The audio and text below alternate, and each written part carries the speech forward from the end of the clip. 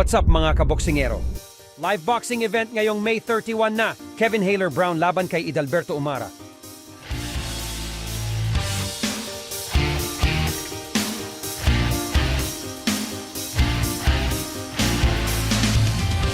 Get ready para sa isang electrifying night ng Boxing Live mula sa Orlando, Florida.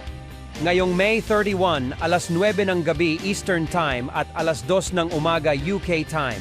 Live sa DAZN. Saksihan ang mga laban nina Kevin Haler Brown at Idalberto Umara sa 10 rounds junior welterweight. Maghaharap ang dalawang rising star sa inaabangang laban na ito. Magtagumpay kaya ang teknik ni Brown laban sa katatagan ni Umara? Mainit naman ang maging laban ni Gurgen Hovhannisyan at Luis Pascual para sa 8 rounds heavyweight. Maglalaban ang mga heavyweight contenders sa isang bakbakan ng lakas at husay.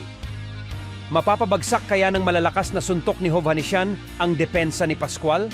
Isang mabilisang laban naman sa junior welterweight habang si Cedeno at Conway ay magpapakitang gilas.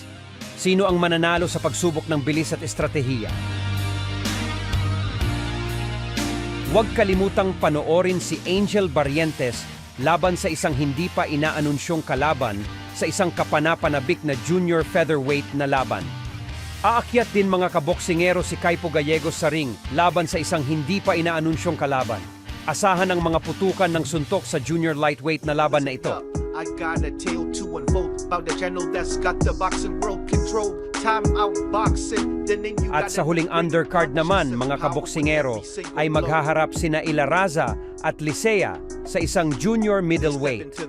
Magiging sapat kaya ang karanasan ni Ilaraza laban sa determinasyon ni Licea? Sa palagay niyo mga kaboksingero, sino kaya ang may mas malakas na kamao? Sino kaya ang mananalo? Paki-comment na lang po mga kaboksingero at maraming salamat po. Knocking out competitors, they can't be beat with every punch and every jab they throw. They're the champions of the boxing show. Time out boxing. So yan po ang ating latest update. Tune in lang po sa ating Time Out. The analysts so wise, breaking down the strategy before your eyes. From Mayweather to Ali, legends of the past, they honor the greats, ensuring their legacy will last. Time out boxing.